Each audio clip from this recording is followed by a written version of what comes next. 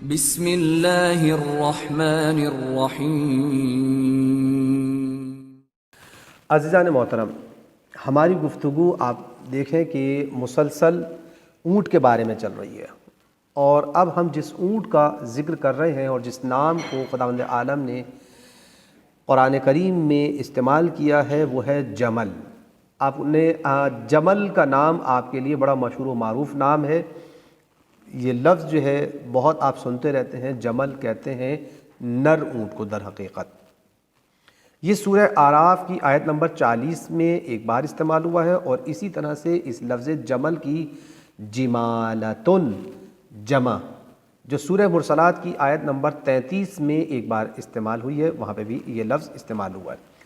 تو ہم یہاں پر دیکھیں گے کہ جمل کی خداوند عالم نے جو یہاں پر استعارہ بیان کیا ہے، تشبیہ بیان کی ہے، وہ کیوں بیان کی ہے، اور بہت اس میں ہمارے لیے ایک بہت بڑا پیغام خداوند عالم نے رکھا ہے۔ عزیزان محترم، آیت کو ملاحظہ فرمائیں، بڑی درس آمیز اور زندگی ساز ہمارے لیے ایک بہت بڑی مشکل کو حل کرنے والی آیت ہے یہ، اگر اس پر آپ توجہ فرمائیں۔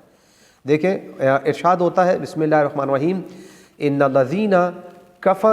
الذین کذبوا بآیاتنا واستکبروا عنها لا تفتح لهم ابواب السماء ولا يدخلون الجنة حتى يلج الجمل في سم الخياط وكذلك نجزي المجرمین۔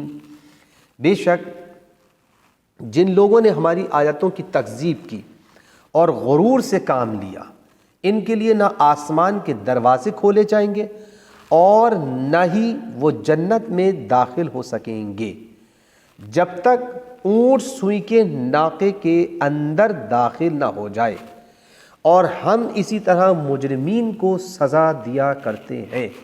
بس عزیزان محترم، آپ نے لفظوں پہ غور کیا، خود آیت کا انداز بتا رہا ہے کہ کچھ لوگ یہ چاہتے ہیں کہ مجرمین کو جنت تک لے جائیں۔ خداوند عالم کہہ رہا ہے کہ جنہوں نے آیات کی تکذیب کی ہے اور انہوں نے تکبر کیا ہے، خدا کے بنائے ہوئے کے سامنے تکبر کیا،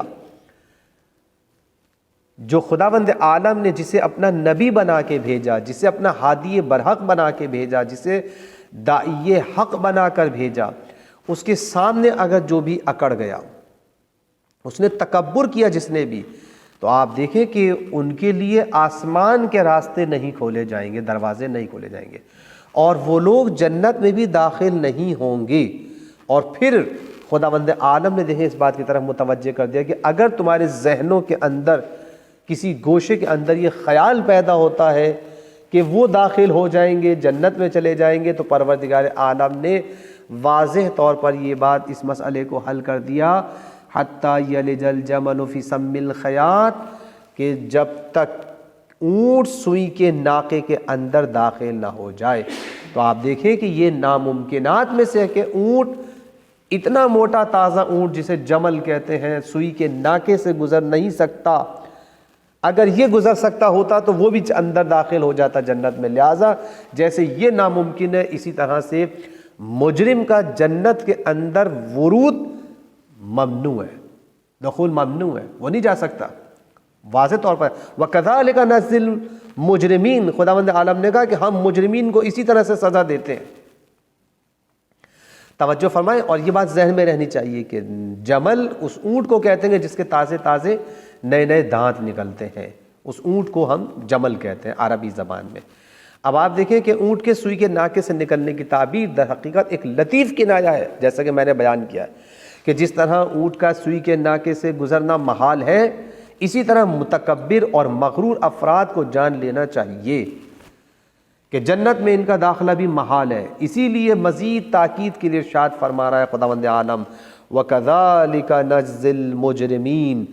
عجیب بات یہ ہے کہ کبھی کبھی ان افراد کو مجرم، کبھی ظالم، کبھی آیات الہی کی تکذیب کرنے والے، اور کبھی متکبر کہہ کر پکارا گیا ہے، اور یہ سب ایک ہی حقیقت کی عکاسی کر رہے ہیں۔ آپ دیکھیں کہ خداوند عالم نے قرآن کریم میں ان افراد کی مختلف تعبیرات بیان کی ہیں، کبھی انہیں مجرم کہا ہے، کبھی انہیں ظالم کہا ہے، کبھی انہیں آیات الہی کی تکذیب کرنے والے اور کبھی متکبر کہا ہے۔ تو یہ لوگ جس طرح سوئی کے ناکے سے اونٹ نہیں گزر سکتا، اسی طرح سے یہ لوگ ہرگز جنت میں داخل نہیں ہو سکتے۔ عزیزان محترم، یہاں پر ایک نقطہ آپ کے سامنے پیش کرنا چاہوں گا، اور وہ یہ ہے کہ حضرت امام جعفر صادق علیہ السلام سے روایت ہے کہ آپ فرماتے ہیں جب مومنین کی ارواح اور ان کے اعمال آسمان کی طرف لے جائے جاتے ہیں تو آسمان کے دروازے کھول دیے جاتے ہیں، لیکن جب کفار کی ارواح اور ان کے اعمال آسمان کی طرف لے جائے جاتے ہیں تو آسمان سے ندا آتی ہے، کیا؟ اہبطوا الی السجین، انہیں دوزخ میں لے جاؤ۔ توجہ فرمائی آپ نے۔ حضرت علی علیہ السلام فرماتے ہیں کہ آسمان کے دروازے 5 اوقات میں کھلتے ہیں۔ مجاہدین اسلام کی کفار سے جنگ کے وقت آسمان کے دروازے کھل جاتے ہیں، بارش کے وقت آسمان کے دروازے کھل جاتے ہیں، تلاوت قرآن کے وقت آسمان کے دروازے کھل جاتے ہیں، فجر کے وقت آسمان کے دروازے کھل جاتے ہیں، اور اذان کے وقت۔ لہٰذا انسان کو ایسے موقع پہ دعا کرنی چاہیے کہ جب دروازے کھلے ہوئے، جبکہ با تقوی مومنین کے لیے آسمان و زمین کی رحمت کے دروازے کھول دیے جاتے ہیں۔ ارشاد خداوند عالم ہے کہ آپ توجہ فرمائیں، وَلَوْ أَنَّ أَهْلَ الْقُرَىٰ آمَنُوا وَاتَّقَوْا لَفَتَحْنَا عَلَيْهِمْ بَرَكَاتٍ مِّنَ السَّمَاءِ وَالْأَرْضِ۔ یہ آیت ہے سورہ اعراف کی آیت نمبر 96۔ توجہ فرمائی آپ نے۔ اور اگر اہل قریہ ایمان لے آتے اور تقوی اختیار کرتے تو ہم ان کے لیے زمین و آسمان سے برکتوں کے دروازے کھول دیتے۔ آپ نے توجہ فرمائی، 2 چیزیں، اہل القریٰ آمنو، ایمان لے آتے، واتقوا، اور تقوی اختیار کرتے۔ بس عزیزان محترم، دعوی ایمان کافی نہیں ہے، یہ بات ذہن میں رہنی چاہیے۔ بس دعوی ایمان کے ساتھ ساتھ تقوی و پرہیزگاری اختیار کرنا، واتقوا، تقوی اختیار کرنا، عمل کی دعوت دے رہا ہے خداوند عالم، تقوی بھی اختیار کرنا ہے ساتھ ساتھ، صرف ایمان کافی نہیں ہے۔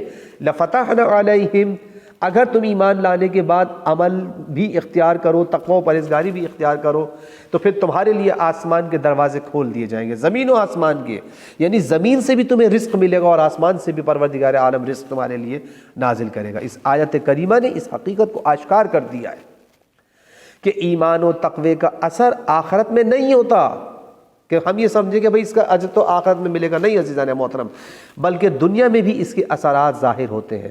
وہ صاحبان ایمان کو زمین و آسمان کی برکتوں سے نوازتا ہے۔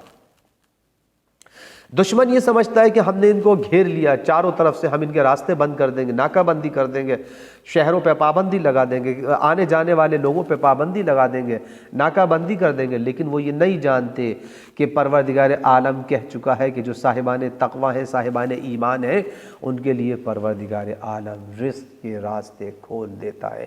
کہاں سے؟ زمین سے۔ کہاں سے؟ آسمان سے۔ یہ پروردگار عالم کا کرم ہے عزیزان محترم، اور انہیں کسی کا محتاج نہیں رکھتا، اور نہ ان کے حالات کو دنیا کی کوئی طاقت چیلنج کر سکتی ہے۔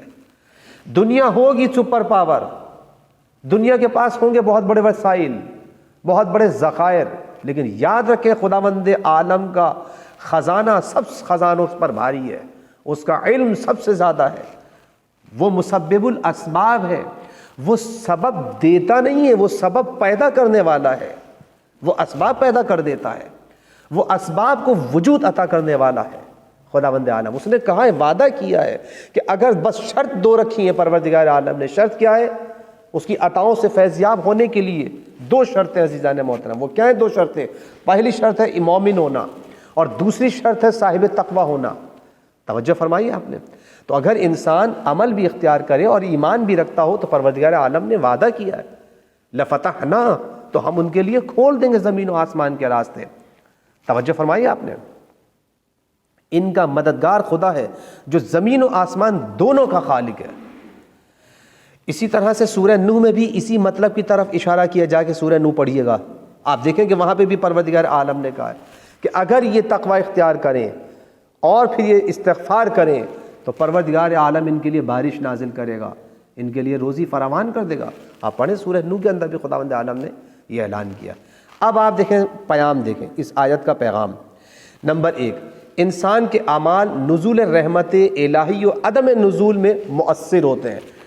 لوگ کہتے ہیں کہ آپ کے عمل سے کچھ نہیں ہوتا، کیوں نہیں ہوتا؟ جناب ہوتا ہے، پروردگار عالم نے واضح طور پر بیان کیا ہے، کیونکہ فرمایا ہے آپ کا عمل آپ کے نزول رحمت کے اندر باعث ہے۔ اگر آپ چاہتے ہیں کہ رحمتوں کا نزول ہو تو آپ یہ کام کروا سکتے ہیں، پروردگار عالم کی ذات آپ کے لیے تیار ہے، خداوند عالم عطا کرنے کے لیے تیار ہے۔ اس لیے کہ فرمایا کذبوا بآیاتنا واستکبروا عنہا لا تفتح لهم ابواب۔ تو آپ دیکھیں کہ جنہوں نے آیات الہی کی تکذیب کی، تکبر کیا، ان کے لیے دروازے نہیں کھولیں گے۔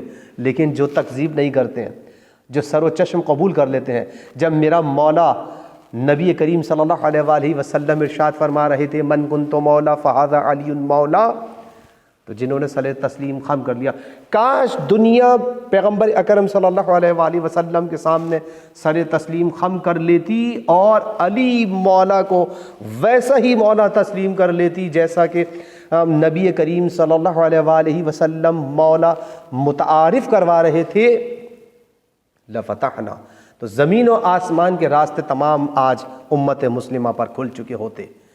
آپ تجربہ تو کر کے دیکھیں، پیغمبر اکرم صلی اللہ علیہ وآلہ وسلم کی تعلیمات پر آج امت مسلمہ عمل پیرا ہو کر تو دیکھیں، آسمان سے راستے کھل جائیں گے، زمین کے راستے کھول دیے جائیں گے، نعمتیں پروردگار عالم کی طرف سے حاصل ہونا شروع ہو جائیں گی۔ دوسرا پیغام دیکھیں، آیات الہی کی تکذیب اور معرف دین کو قبول نہ کرنا رحمت الہی کے تمام دروازے بند ہونے اور جنت میں عدم دخول کا سبب ہے۔ ایک جمل اونٹ کا ذکر کر کے پروردگار عالم نے ہمیں سبق دے دیا، لا تفتح لهم ابواب ولا يدخلون الجنہ، نہ ان کے لیے دروازے کھولے جائیں گے اور نہ وہ جنت میں داخل ہوں گے۔ تکذیب کرنے والے، جنہوں نے جھٹلایا ہے، جنہوں نے تکبر کیا ہے، وہ جنت میں نہیں جا سکتے، ان کے لیے آسمان کے راستے نہیں کھولے جائیں گے، ذلیل ہوتے رہیں گے، دنیا میں بھی ذلیل ہوں گے اور آخرت میں جنت میں نہیں جا سکتے۔ تیسرا پیغام دیکھیں، قیامت میں مجرمین کو رحمت الہی سے محروم رکھنا سنت الہی ہے۔ یہ پروردگار عالم نے فیصلہ کر دیا کہ جو مجرم ہیں وہ رحمت الہی سے محروم رہیں گے، یہ سنت پروردگار ہے۔ عزیزان محترم، لا تفتح لهم ابواب وکذالک نجزی المحسنین، ان کے لیے دروازے بھی نہیں کھولے جائیں گے اور پروردگار عالم اسی طرح سے مجرمین کو سزا دیتا ہے۔ توجہ فرمائی آپ نے۔ اور اب دیکھیں سورہ مرسلات 77واں نمبر سورہ، اس میں بھی خداوند عالم نے جمل کا تذکرہ کیا، لیکن یہاں پر جمع کے طور پر استعمال ہوا، جمالۃ، آیت نمبر 33 میں، ویل یومئذ للمکذبین انطلقوا الی ما کنتم بہ تکذبون انطلقوا الی ظل ذی ثلاث شعب لا ظلیل ولا یغنی من اللہب انہا ترمی بشرر کالقصر کأنہ جمالۃ صفر ویل یومئذ للمکذبین۔ توجہ فرمائیں، آیت نمبر 28 تا 34 میں نے آپ کے سامنے پیش کی ہے۔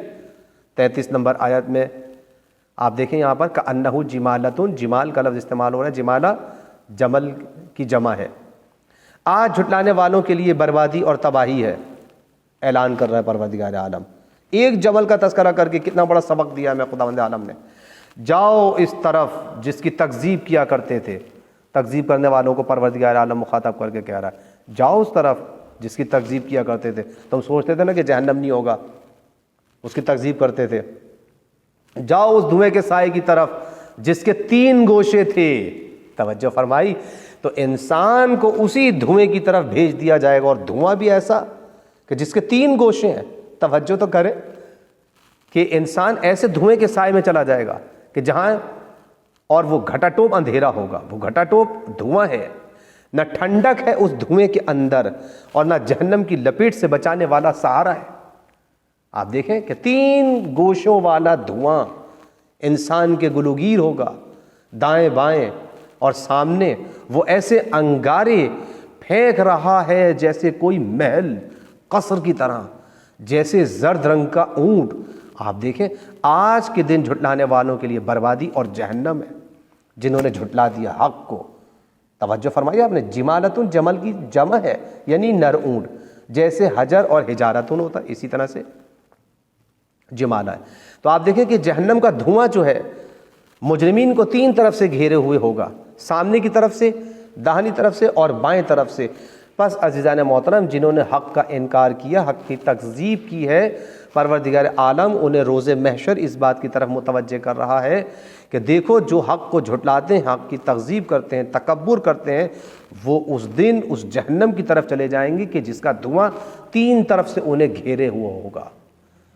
اور اس نے مثال کیسی دی ہے کہ اور اس کے شعلے اس طرح سے اٹھ رہے ہوں گے جیسے جمع، جیسے قصر، جیسے محل، اور پھر اس کے ساتھ مثال دی ہے کہ جیسے اونٹوں کی قطار اگر آپ صحرا میں دیکھیں، زرد اونٹ تو آپ دیکھیں وہ بڑی، اور وہ صحرا کے اندر بکھرے ہوئے ہیں، یعنی اس کی ہیبت کی طرف، اس کی ہولناکی کی طرف اشارہ کر رہا ہے پروردگار عالم جہنم کے، کہ اس کے شعلے کتنے بڑے بڑے ہوں گے جو انسان کو گھیر لیں گے، اور اس میں دھواں بھی ایسا خوفناک اور خطرناک ہوگا کہ جو اسے 3 طرف سے گھیر لے گا، دائیں طرف سے، بائیں طرف سے اور سامنے سے۔